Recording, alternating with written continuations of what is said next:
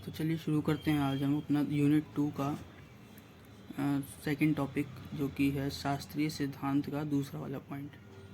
हम पढ़ रहे हैं BA programme political science semester 5 का। और पिछली वीडियो में मैंने आपको बताया था कि जैसे प्रशासनिक सिद्धांत दो तरीके के होते हैं, एक शास्त्रीय सिद्धांत और एक नव शास्त्रीय सिद्धांत। वही मैंने बताया था कि शास्त्रीय सिद्धांत भी 3 तरीके के बताए थे, जो कि वैज्ञानिक प्रबंधन दृष्टिकोण और एक प्रशासनिक प्रबंधन और एक नौकरशाही का सिद्धांत। तो आज पिछली वीडियो हमने पढ़ा था वैज्ञानिक प्रबंधन दृष्टिकोण और आज हम देखेंगे प्रशासनिक प्रबंधन। तो शुरू करते हैं इस टॉपिक को। क्या है कि उपागम के आधारभूत बिंदु। कुछ सिद्धांतकारों ने कुछ बुनियादी आधार हैं जिस पर वे सभी सहमत हैं। मतलब जितने भी सिद्धांतकार हैं, जिन्होंने भी सिद्धांत दिए हैं, वो कुछ ऐसी बातें हैं जिन पर वे सभी सहमत हैं। सिद्धांतों के कुछ बुनियादी आधार हैं जो जिनको सबको ये लगता है कि हाँ, ये चीज़ें सिद्धांतों में होनी चाहिए। देखते हैं पहला क्या है। पहला उपागम क्या है कि संरचना के बिना। इसका मतलब है कि संरचना के बिना कोई भी संगठन कार्य कर ही नहीं सकता। मतलब जब तक संगठन में कोई संरचना, एक स्ट्रक्चर वे नहीं होगा काम करने का, तो संगठन सही ढंग से काम करेगा ही नहीं। आगे क्या कहते हैं कि संगठन की आवश्यकताओं के जिस संरचना की यहाँ ये बात कर रहे हैं, वो संगठन की आवश्यकताओं के लिए मानव प्रकृति को ढालती है। यानी कि संगठन की कुछ आवश्यकताएं होती हैं शुरू होने से पहले भी या काम कर रहा है तो भी। तो जो संरचना है, संगठन की जो संरचना है, वो मानव प्रकृति को ढालती है। जो इस उपागम के समर्थक थे उनको संरचनावादी कहा गया और वे संगठन के संरचनात्मक सिद्धांत की कल्पना करते हैं। दूसरा क्या है कि औपचारिक संगठन की संरचना के लिए कुछ सार्वभौमिक सिद्धांतों के निर्माण से संबंधित है। जो औपचारिक संगठन की संरचना है वो सार्वभौमिक सिद्धांतों के निर्माण से संबंधित है। यानी कि इसके अंदर कुछ सिद्धांत ऐसे बताए जाएंगे जो कि सार्वभौमिक होंगे, जो हर जगह लागू होते हैं, हर किसी पे। और सिद्धांत औद्योगिक संगठन के प्रमुख सिद्धांतकारों के अनुभव पर आधारित है। यानी कि जो सिद्धांत इसमें दिए जाएंगे वो जो औद्योगिक संगठन के सिद्धांत हैं, सिद्धांत औद्योगिक संगठन के प्रमुख जो होते हैं, जो सिद्धांतकार, जो औद्योगिक संगठन के सिद्धांतकार हैं, उनके अनुभव पर आधारित होंगे जो भी सिद्धांत इसके अंदर दिए जाएंगे। तीसरा क्या बताते हैं कि सिद्धांतों को वैज्ञानिक रूप में माना जाता है क्योंकि उन्हें उद्योगों, सेना के कठोर अनुभवजन्य अवलोकन के माध्यम से प्राप्त किया जाता है। जो सिद्धांत बताते हैं उनको वैज्ञानिक रूप से माना जाता है। यानी कि क्योंकि वो सेना के मतलब उद्योगों के और सेना के जो उनका कठोर अनुभव है, उससे, उसके अवलोकन से ही वो सिद्धांत निकल के आए। इसीलिए इनको वैज्ञानिक माना जाता है सिद्धांतों को। और चौथा और अंतिम ये है कि संगठन को एक बंद प्रणाली के रूप में माना जाता है जो बाहरी वातावरण के स्वायत्त रूप से कार्य करता है। इस उपागम का मानना था कि एक वस्तुनिष्ठ वैज्ञानिक सिद्धांत का पालन करने से संगठन की सफलता सुनिश्चित होगी। वस्तुनिष्ठ यानी उद्देश्य, या वस्तुनिष्ठ उद्देश्य जिसको कहते हैं वैज्ञानिक सिद्धांत, उद्देश्य वैज्ञानिक सिद्धांत का पालन करने से संगठन की सफलता जो है वो बढ़ जाएगी। उन्होंने बताया कि संगठन के कामकाज में जो मानवीय व्यवहार है उससे परिचित नहीं था। जो भी ये मतलब जो 4 बेस बताए गए हैं, मानवीय व्यवहार से परिचित नहीं था। इसके वजह संगठन को मशीन के रूप में, मनुष्य को मशीन के महज पुर्जों के रूप में देखा गया। तो इन्होंने क्या करा, संगठन का जो एक संगठन है उसको इन्होंने मशीन के रूप में देखा और उसके अंदर काम करने वाले मनुष्य हैं उनको मशीन के महज पुर्जे के रूप में देखा। इस अवलोकन के आधार पर जो उपागम है, जो भी है, उसके समर्थकों का विश्वास था कि वास्तव में इस तरह के वैज्ञानिक सिद्धांत से संगठन से अधिक दक्षता और मितव्यता यानी किफ़ायत को बढ़ावा मिलेगा। जो ये सिद्धांतकार थे इनका मानना था कि जो वैज्ञानिक सिद्धांत जो हैं ये जो देंगे या जो इन्होंने सोचा है, जो भी इन्होंने कल्पना की है, उससे क्या होगा, संगठन में ज़्यादा से ज़्यादा दक्षता और मितव्यता यानी किफ़ायत को बढ़ावा मिलेगा। अब देखते हैं इस उपागम का योगदान क्या है। हेनरी फ्योल एक विद्वान थे, फ्रांसीसी खनन इंजीनियर थे, फ्रांस के थे और खनन इंजीनियर थे। हेनरी फ्योल नाम इनका, जो उद्योगपति और सफल प्रबंधक माने जाते हैं। यानी उद्योगपति, बिजनेसमैन भी थे, इंडस्ट्रियलिस्ट भी थे और एक सफल प्रबंधक भी थे। आगे देखते हैं। उन्होंने कहा कि एक सिद्धांत की अनुपस्थिति के कारण प्रबंधन एक अपेक्षित गतिविधि है। यानी कि अगर किसी भी सिद्धांत अगर अनुपस्थित है कोई भी प्रबंधन में, तो वो एक अपेक्षित गतिविधि है, यानी उसका कोई मतलब ही नहीं है। इसलिए उनका काम जनरल एंड इंडस्ट्रियल मैनेजमेंट, ये उन्होंने कोई लेख लिखा होगा या बुक लिखी होगी जिसका नाम था जनरल एंड इंडस्ट्रियल मैनेजमेंट, 1916 में शास्त्रीय प्रबंध सिद्धांत की आधारशिला बन गया। जो भी इन्होंने काम किया था, ये क्या गया, शास्त्रीय प्रबंध सिद्धांत की, जो हम पढ़ रहे हैं, शास्त्रीय प्रबंधन सिद्धांत जो है उसकी आधारशिला बन गया था। आगे देखते हैं कि अपने लंबे अनुभवों के आधार पर फियोल ने प्रबंधन के कर्तव्यों के 5 तत्वों में पहचाना। यानी कि जो हेनरी फियोल थे, उन्होंने अपने अनुभव के आधार पर जो प्रबंधन के कर्तव्य थे उसके 5 तत्वों को पहचाना। कौन कौन से थे? नियोजन, संगठन, आदेश, समन्वय और नियंत्रण। ये 5 तत्व थे जिन्होंने हेनरी फियोल ने इनको बताया था कि ये प्रबंधन के कर्तव्य के रूप में थे। 5 तत्व थे, एक करके पढ़ते हैं। तो उन्होंने प्रबंधन के 14 सिद्धांतों को दिया है, जो इस प्रकार हैं। जो हेनरी फियोल थे, उन्होंने अपने 14 सिद्धांत दिए थे। ये 14 सिद्धांत हैं, इनको हम एक एक करके पढ़ते हैं। पहला उन्होंने दिया था कार्य का विभाजन। कार्य का विभाजन यानी विशेषज्ञता का निर्माण। कार्य का विभाजन जो है विशेषज्ञता का निर्माण करता है और कार्य के अधिक कुशल उत्पादन का परिणाम देता है। यानी कि जो स्पेशलिटी है, अगर आपने काम को बांट दिया अलग अलग व्यक्ति में, तो क्या करेगा, उस काम में स्पेशलाइज्ड होगा, और स्पेशलाइज्ड होगा तो वो और ज़्यादा स्किल्ड हो जाएगा। उत्पादन का जो उसका उत्पादन होगा जो वो बढ़ जाएगा। प्राधिकार और जिम्मेदारी दूसरा पॉइंट था इनका। दूसरा सिद्धांत था प्राधिकार और जिम्मेदारी। प्राधिकार और जिम्मेदारी क्या है कि किसी व्यक्ति को अपनी जिम्मेदारी का प्रभावी ढंग से निर्वहन करने के लिए उसे निश्चित प्राधिकरण के साथ मनोनीत किया जाता है। यानी कि कोई भी व्यक्ति है, अगर उसको अपनी जिम्मेदारी का मतलब एहसास हो कि हाँ मेरी ये जिम्मेदारी है, उसको एक काम दे दिया जाए, क्योंकि कार्य का विभाजन उन्होंने कर दिया। कार्य का विभाजन कर दिया तो उस व्यक्ति के ऊपर उस काम की जिम्मेदारी हो जाएगी, तो उसको क्या करेगा, प्रभावी ढंग से और करेगा। तीसरा है अनुशासन। अनुशासन अच्छे काम में विश्वास रखने और वरिष्ठों से आदेशों को पूरा करने में परिश्रम दिखाने पर बल देता है। यानी कि डिसिप्लिन। मान लो कोई हेड है, मान लो आपने किसी को ठेका दिया, उस अंदर कोई हेड है उनका, उसके नीचे 8-10 मजदूर काम कर रहे हैं। इससे क्या होगा कि उनको मतलब अगर वो डिसिप्लिन में रहेंगे, मान लो वो उसमें नज़र रखे हुए, वो डिसिप्लिन में काम कर रहे हैं, तो वो और ज़्यादा परिश्रम दिखाने पर ज़्यादा जोर दें। मैं ठीक है, हाँ मैं करके दिखाता हूँ, हाँ मैं कर सकता हूँ, ताकि मतलब उसको वेतन ज़्यादा मिले या कोई भी चीज़ उसको यहाँ इंसेंटिव्स वगैरह उसको मिल जाए, कुछ भी हो कि उसको कुछ ज़्यादा मिले। वो इस उम्मीद से क्या करेगा, परिश्रम दिखाने पर बल देगा कि नहीं हम मैं करता हूँ। उसने कोई आदेश दिया, हाँ ठीक है मैं उनने कर दिया पूरा। चौथा है आदेश की एकता। यानी कि आदेश की एकता एक एकल प्रभारी प्रमुख के प्रति जवाबदेही के लिए मजबूर करती है। आदेशों की एकता क्या, मतलब किसी ने आदेश दिया, अब क्या करा, अब उसने आदेश दे दिया, आपके ऊपर एक जवाबदेही बन जाएगी कि नहीं, अगर उसने मेरे को काम दिया है तो मुझे वो पूरा करके उसको रिपोर्ट भी देनी है कि हाँ मैंने ये पूरा कर लिया या इतना रह गया। तो आपके ऊपर एक जिम्मेदारी रहती है, और जिससे आप क्या करो, जब जिम्मेदारी रहेगी तो काम भी अच्छे से करोगे। पांचवा है दिशा निर्देश की एकता। दिशा निर्देश की एकता से अभिप्राय है कि एक नेता को एक योजना के बाद समूह का नेतृत्व करना चाहिए। यानी कि कोई भी मतलब हेड है, नेता का मतलब यहाँ कोई हेड है पॉलिटिकल से नहीं। एक योजना के बाद एक समूह का नेतृत्व करना चाहिए। इसका उद्देश्य क्या है कि समान लक्ष्य प्राप्ति के लिए एकता और एकरूपता लाना। यानी कि मान लीजिए कोई भी संगठन है, उसका उद्देश्य तो एक ही है, लेकिन काम करने वाले बहुत सारे लोग हैं, तो उनके अंदर एकता लाना कि भाई नहीं, तुम्हें एक उद्देश्य के लिए ही काम करना है।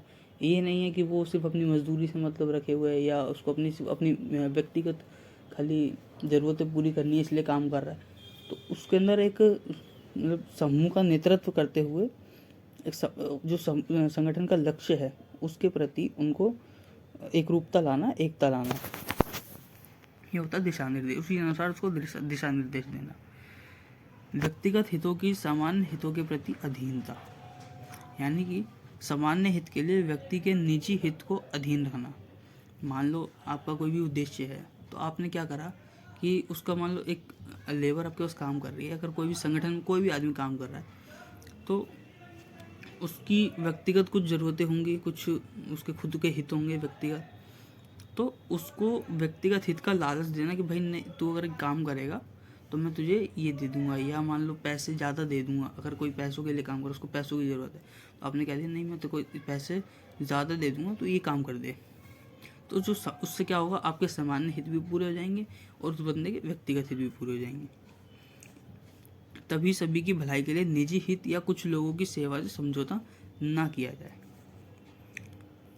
7वां है कर्मियों का परिश्रमिक, यानी कर्मियों को उचित पारिश्रमिक यानी वेतन जो नियोक्ता और कर्मचारियों दोनों के लिए संतोषजनक है और अनुकूल कार्य वातावरण में परिणाम देता है। यानी कि उसको उसके काम के हिसाब से वेतन मिलेगा, तो वो भी खुश रहेगा, आपका भी काम होता रहेगा, तो क्या होगा, दोनों के लिए संतोषजनक है, चाहे वो नियोक्ता हो चाहे कर्मचारी हो।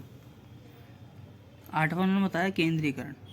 केंद्रीकरण इस बात पर बल देता है कि प्रबंधकों को पहले करने की स्वतंत्रता प्रदान की जानी चाहिए।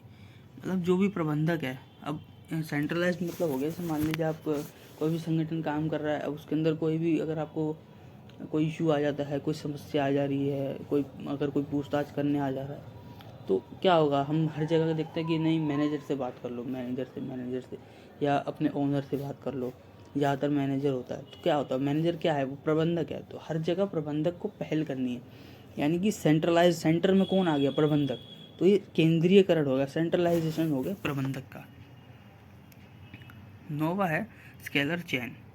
स्केलर श्रृंखला जो है वो उच्चतम से निम्नतम स्तर, यानी कि ऊंचे पद से लेकर नीचे वाले पद तक पर्यवेक्षकों की व्यवस्था को सुनिश्चित करती है। पर्यवेक्षक यानी सुपरवाइजर, कोई भी संगठन में जो सुपरवाइजर होता है उसकी व्यवस्था को सुनिश्चित करती है कि भाई उसमें क्या संगठन में पद हैं, एक हाईएस्ट फिर से लोएस्ट पद के अनुसार काम बांटा गया और उनके वेतन बांटा गया। इससे क्या होगा, जो सुपरवाइजर होगा उसको आसानी होगी काम करने में। 10वां है आदेश। आदेश से अभिप्राय है प्रत्येक कारक को उनके सही स्थान पर रखना, मतलब जो जिस काम के लिए वो एप्लीकेबल है उसको उस काम के लिए रखना, और कार्य और उद्देश्यों के अनुसार प्रभावशीलता में वृद्धि होगी। भाई अगर उसका कार्य है, मतलब मान लो वो काम अच्छे से कर सकता है, आपने उसको वहीं रख दिया, उससे क्या होगा, प्रभावी ढंग से काम करेगा, उत्पादन में वृद्धि हो जाएगी। कर्मियों का वैज्ञानिक चयन होना चाहिए और नियुक्ति यह सुनिश्चित करेगी कि वे अपनी सेवाएं प्रभावी ढंग से देने में सक्षम हैं या नहीं है। यानी कर्मियाँ जो भी आप रखेंगे किसी भी एम्प्लॉय को, तो उसका वैज्ञानिक चयन होना चाहिए, ये कहते हैं। 11वां है निष्पक्षता, इक्विटी, यानी संगठन के प्रति अपने कर्तव्य को पूरी तरह से समर्पित कर देना और निष्ठावान कर्मचारियों को प्रोत्साहित किया जाना। यह संगठन के प्रति कर्मचारी की निष्ठा और ईमानदारी में योगदान देगा। यानी कि अगर जो कोई भी संगठन है उसमें क्या होगा कि जो उसके कर्तव्य को पूरी तरह से संगठन के ऊपर समर्पित कर देना, ताकि जो कि निष्ठावान कर्मचारी जो होते हैं उनको प्रोत्साहन, मतलब उनको प्रोत्साहन करना कि भाई तुम मतलब जो उनका कर्तव्य है वो संगठन के प्रति है। इससे क्या होगा, कर्मचारी जो होगा वो निष्ठा और ईमानदारी में बढ़ेगा, मतलब उसकी ईमानदारी बढ़ेगी और निष्ठावान बनेगा वो। 12वां क्या है, कर्मियों की पदावधि की स्थिरता, यानी कि उत्पादकता को प्रोत्साहित करने के लिए कर्मचारियों के लिए कार्यकाल की स्थिरता का निर्माण करना। यानी कि जो भी उत्पादकता है उसको अगर आपको ज़्यादा रखना है, मान लीजिए आपके यहाँ कोई बुजुर्ग आदमी काम कर, तो वो उतना उत्पादन नहीं करेगा, उसके लिए आपको कार्यकाल रखना पड़ेगा कि नहीं, हम अगर संगठन में किसी को रख रहे हैं तो उसकी एज लिमिट है कि भाई वो यहाँ तक ही काम करेगा, उसके बाद उसको रिटायरमेंट मिल जाएगी। इससे क्या होगा, आपको उत्पादन में फ़र्क नहीं पड़ेगा, क्योंकि जब को बूढ़ा हो जाएगा या तो उसका उत्पादन करने की क्षमता जो है वो कम हो जाएगी, उसको आप रिटायरमेंट दे दीजिए, उसकी जगह कोई नया रखिए। 13 बताते हैं पहल यानी इनिशिएटिव, नए विचारों और नवाचारों का सुझाव देने में कर्मचारियों की भागीदारी होनी चाहिए। यानी कि आप जो भी कोई काम कर रहे हैं, इस कंपनीज में अक्सर होता है कि कोई भी नई चीज़ उनको लॉन्च करनी है या कोई नई मैनेजमेंट बनाना है, तो उसके लिए इन्होंने कहा है कि कर्मचारियों की भागीदारी होनी चाहिए, यानी कर्मचारियों से भी पूछा जाना चाहिए कि क्या होना है। 14 है सामंजस्य, संगठन को मजबूत करने के लिए कर्मचारियों के बीच सहयोग और सामंजस्य को बढ़ावा देना है। संगठन जब भी मजबूत होगा जब कर्मचारी आपस में एकता के साथ काम करेंगे। किसी भी एक उद्देश्य के लिए काम करेंगे तो संगठन क्या होगा, सब छोड़ के चल जाएंगे, संगठन बिखर जाएगा। उनका मत था कि अच्छे प्रशासन के लिए, जो हेनरी फ्योल थे उनका मत था कि अच्छे प्रशासन के लिए कुशल प्रबंधकों की आवश्यकता होती है और कुछ ऐसे लक्षण निर्धारित किए जो अच्छे प्रबंधक के पास होने चाहिए। अब प्रबंधक यहाँ मैनेजर हो गया कि जो प्रबंधन करेगा उसके पास उन्होंने क्या करा कि एक अच्छे प्रबंधक के पास कुछ गुण होने चाहिए जो उसके पास होने ही चाहिए, उसकी जब भी वो प्रबंधक बन सकता है। गुण क्या थे? शारीरिक गुण, मानसिक गुण, नैतिक गुण, सामान्य शिक्षा, विशिष्ट ज्ञान और अनुभव उसके पास ज़रूरी होना चाहिए। तो ये चीज़ें थीं जो कि उसके पास एक प्रबंधक होने के लिए होनी चाहिए, तभी वो प्रबंधक बन सकता है किसी भी संगठन में। अब आते हैं F.W. टेलर और हेनरी फ्योल, जो दोनों थे जिनका हम पहले पढ़ चुके हैं। दोनों ने वैज्ञानिक प्रबंधन के विकास में अमूल्य योगदान दिया, मतलब उनका कोई ऐसा कुछ मूल्य लगाया नहीं जा सकता, उन्होंने जो योगदान दिया बहुत अमूल्य है।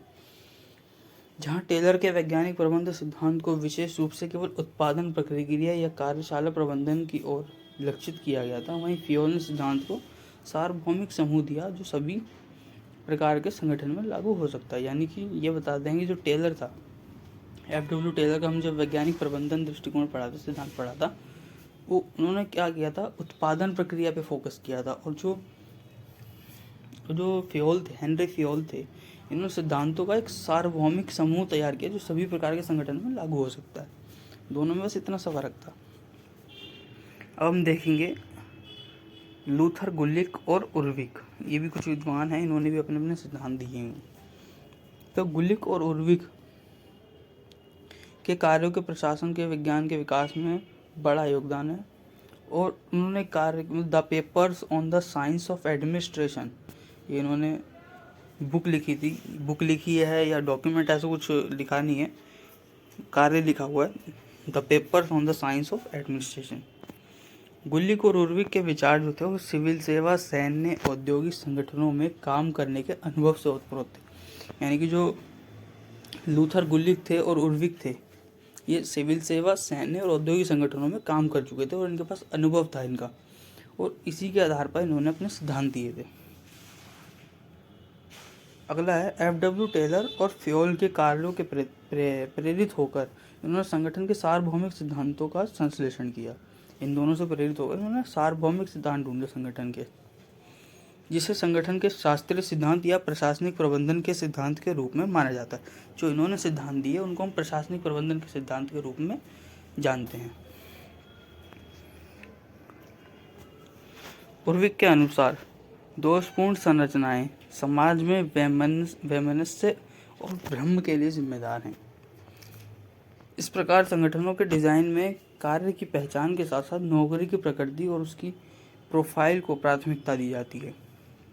यानी कि संगठनों में क्या होता है, उसके डिज़ाइन के साथ साथ कार्य की पहचान जो होती है ना, हम लोग एक संगठन डिज़ाइन किया, उसमें हर काम की एक अलग पहचान है, उसके साथ नौकरी मतलब किस तरीके का एम्प्लॉय आपको चाहिए, तो उसमें क्या प्रोफाइल को मतलब प्राथमिकता दी जाती है कि एम्प्लॉय जो है वो कैसा आएगा। उर्विक के अनुसार डिज़ाइन के अभाव जो है वो 4 बताए हैं इन्होंने कि अतार्किक, क्रूर, बेकार और अक्षम, ये 4 चीज़ें उन्होंने बताई डिज़ाइन के अभाव उर्विक के अनुसार। अब चारों को एक करके समझते हैं। पहला क्या था कि नियुक्त व्यक्ति को वेतन देना जिसे अपने पद के कार्य का कोई पता ही नहीं है, उसको अतार्किक इन्होंने कहा। यानी कि कोई ऐसा व्यक्ति जिसको नियुक्ति तो हो गई है उसकी, लेकिन उसको अपने पद के बारे में कोई पता ही नहीं, उसको अपने काम के बारे में कोई नहीं पता, तो उसको कहते हैं अतार्किक। दूसरा था क्रूर या व्यर्थ, जो कि नौकरी के लिए आवश्यक योग्यता के साथ साथ अपने कर्तव्यों से अपरिचित व्यक्ति को नियुक्त करना। यानी कि नौकरी की आवश्यकता के साथ साथ, यानी कि आपको जिस काम के लिए उस बंदे की ज़रूरत है उसके साथ साथ वो उसके कर्तव्य से अपरिचित, मतलब वो आदमी को पता ही नहीं है कि वो आगे काम क्या करेगा, क्या उसके कर्तव्य रहेंगे, क्या उसकी रिस्पॉन्सिबिलिटीज़ होंगी, उसको भी नियुक्त कर लेना, उसको क्रूर और व्यर्थ कहा गया। तीसरा था कि यदि नौकरियों के कार्य को अच्छी तरह से डिज़ाइन नहीं किया गया तो श्रमिकों के बीच क्रियात्मक विशेषज्ञता का विकास जो है बाधित हो जाएगा। यानी अगर नौकरियों को सही तरीके से डिज़ाइन नहीं किया गया, श्रमिकों के बीच क्रियात्मक विशेषज्ञता का विकास बाधित, यानी कि वो स्पेशलाइज नहीं हो पाएंगे अगर हमने उसको सही से काम के अनुसार उसको हमने पॉइंट नहीं किया तो। इसको इन्होंने कहा बेकार। चौथा था अनिपुण, एक अनिपुण डिज़ाइन, जो कि इनसफिशिएंट डिज़ाइन, मतलब इनसफिशिएंट डिज़ाइन, पूरा था ही नहीं वो डिज़ाइन। उसकी संरचना अक्षमता को बढ़ावा देती है। कोई भी संगठन का अनिपुण डिज़ाइन है तो वो अक्षमता को बढ़ावा देगी। अक्षमता, जब पर्यवेक्षक मैंने बताया सुपरवाइज़र, पर्यवेक्षक सिद्धांतों द्वारा नहीं बल्कि केवल अपने कर्मियों के व्यक्तित्व द्वारा निर्देशित होता है। यानी कोई भी संगठन है, उसका कोई भी सुपरवाइज़र है, उसके अंदर जो काम कर रहा है वो क्या करेगा, सिद्धांतों के अनुसार नहीं, वो अपने व्यक्तिगत विचारों के अनुसार ही उसको निर्देशित करेगा संगठन को। तो इसमें क्या होगा, अक्षमता उत्पन्न हो जाएगी।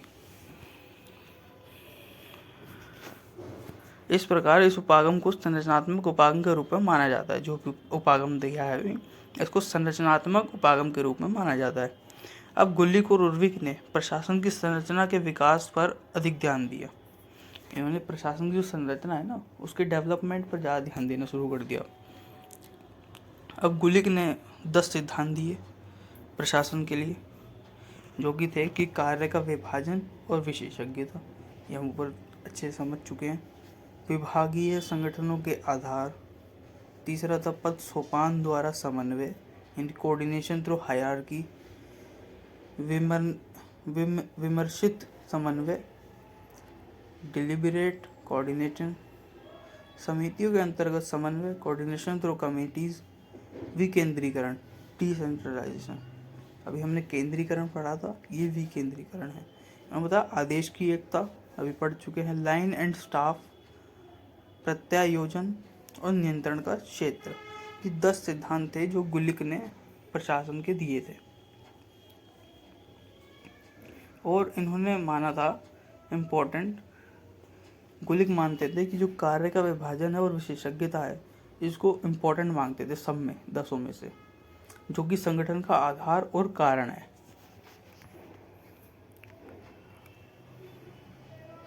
अब देखते हैं उन्होंने जो पोस्ट कॉर्प शब्द जो दिया था, प्रतिपादित किया था, उसका प्रत्येक शब्द जो था वो प्रशासन के 7 कार्यों में से किसी न किसी को अभिव्यक्त करता था। यानी कि जो पोस्ट कॉर्प जो शब्द है, ये प्रशासन के कार्यों में से किसी न किसी को जो है वो अभिव्यक्त करता था, यानी उसको दिखाता, दर्शाता था।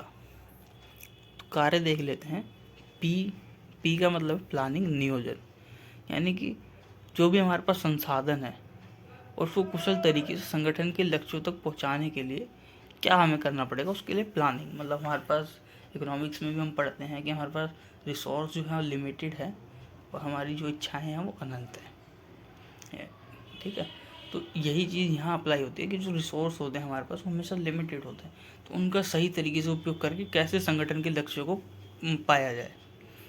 वो का मतलब है ऑर्गेनाइजेशन, संगठन, यानी कि कार्य के विभाजन को उद्देश्य प्राप्त करने के लिए, यानी कि जो कार्य का विभाजन है, कार्य का हम विभाजन करें और ऑर्गेनाइज्ड कर दें ताकि उद्देश्य जो है वो प्राप्त किया जा सके।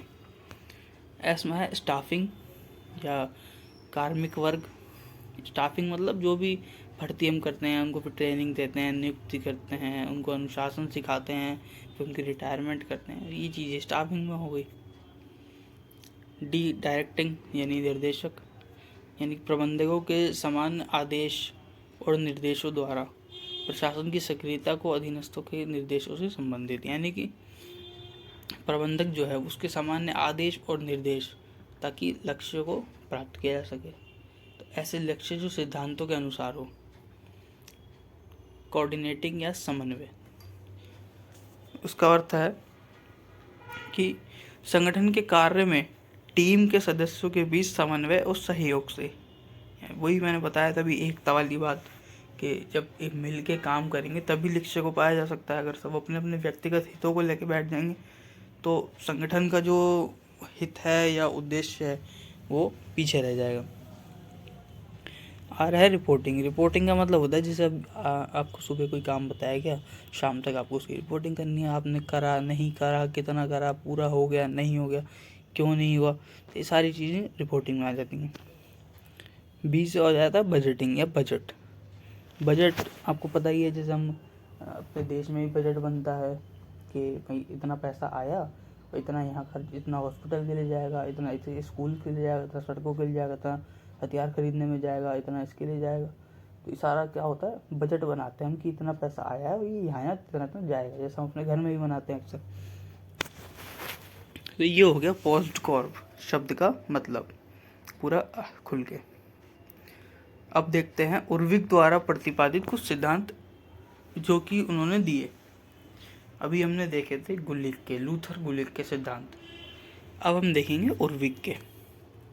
उर्विक ने क्या है कुछ सिद्धांत दिए। जो पहला था उद्देश्य, यानी कि प्रत्येक संगठन का एक स्पष्ट उद्देश्य होना चाहिए। इनका कहना था कि कोई भी संगठन है वो ऐसे ही अंधे की लाठी की तरह नहीं चल सकता, वो उसका एक उद्देश्य होना चाहिए, एक टारगेट होना चाहिए उसके पास कि हाँ मुझे यहाँ जाना है। दूसरा है बताते हैं समतुल्यता, यानी कि जिम्मेदारी और प्राधिकार के बीच समानता की समतुल्यता, यानी कि अगर किसी बंदे को हम जिम्मेदारी दे रहे हैं उस हिसाब से उसका पद भी होना चाहिए। ऐसा नहीं है वो पद मतलब उसका पद थोड़ा नीचे है या कम है, वेतन वगैरह उसका कम है, पोस्ट उसके मतलब पावर उसके पास कम है और जिम्मेदारी आपने उसको बहुत ज़्यादा दे दी। तो ये चीज़ें ना हो, इसको बैलेंस करके चलना पड़ेगा। तीसरा बताते हैं जिम्मेदारी, रिस्पॉन्सिबिलिटी। वरिष्ठ कार्मिक अपने अधीनस्थों के काम के लिए जवाबदेही होता है, यानी कि कोई भी जो हेड है किसी भी काम के लिए वो क्या करता है, अगर मान लो उसकी लेबर ने काम नहीं करा तो जवाब किसको देना है, हेड को। कोई भी अगर आप मान लो घर बनवा रहे और उसमें ठेकेदार है, तो घर में अगर लेबर ने कुछ गड़बड़ कर दी तो मालिक को जवाब कौन देगा, लेबर थोड़ी देगी, ठेकेदार देगा।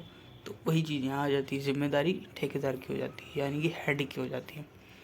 चौथा है स्पैन ऑफ कंट्रोल, यानी कि एक पर्यवेक्षक सुपरवाइजर प्रभावी रूप से केवल समिति 5-6 लोगों की ही देखरेख कर सकता है। एक सुपरवाइजर 5-6 लोगों की देखरेख कर सकता है यदि उनका कार्य आपस में जुड़ा हुआ है तो, यानी कि 5-6 लोग अलग अलग काम कर रहे हैं तो उसको सुपरवाइजर ने देखा उनका कार्य आपस में जुड़ा हुआ है तो वो एक सुपरवाइजर हैंडल कर सकता है।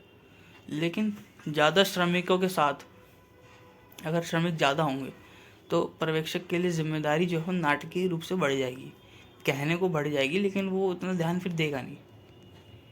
पांचवा बताते हैं स्केलर सिद्धांत, यानी कि पिरामिड संरचना में पदानुक्रम का आयोजन, यानी कि पिरामिड जैसे आपने पिरामिड देखा है उसमें क्या होता है टॉप से, मतलब इसी तरीके से इन्होंने बोला कि पद को रखिए, यानी कि जिसकी मतलब जिसके पास जो होता है छोटा फिर बड़ा बड़ा बड़ा ऐसे करके मतलब पद के साथ पावर और वेतन जैसे बढ़ता चला जाता है उसकी जिम्मेदारियां भी बढ़ती चली जाती है। तो इन्होंने पद को रखने के मतलब पदानुक्रमण के लिए पिरामिड संरचना को इन्होंने बोला कि इस तरीके से रखो। छठा है विशिष्टीकरण, किसी के काम को एकमात्र जिम्मेदारी तक सीमित करना, यानी कि कोई भी काम है आपने शुरू में बांटा था, कार्य का विभाजन किया था, तो इससे क्या होगा उस व्यक्ति के पास जब आपने काम दे दिया तो उसकी जिम्मेदारी बनती है उस काम को पूरा करने की, तो उसको सीमित करना। सातवां है समन्वय, संगठन के विभिन्न अंगों का सामंजस्यपूर्ण ढंग से यानी कि अनुकूल ढंग से काम करना, यानी एक साथ काम करना, उनके अंदर कोऑर्डिनेशन होना चाहिए। निर्धारण का सिद्धांत, कार्मिकों के कर्तव्य को निर्धारित करने का सिद्धांत, जो भी काम कर रहा है उसके कर्तव्य को निर्धारित करने का सिद्धांत, निर्धारण का सिद्धांत। तो ये 8 सिद्धांत थे जो कि उर्विक ने दिए थे। अब देखते हैं प्रशासनिक संगठन जो था गुलिक और उर्विक के लिए एक नया क्षेत्र था।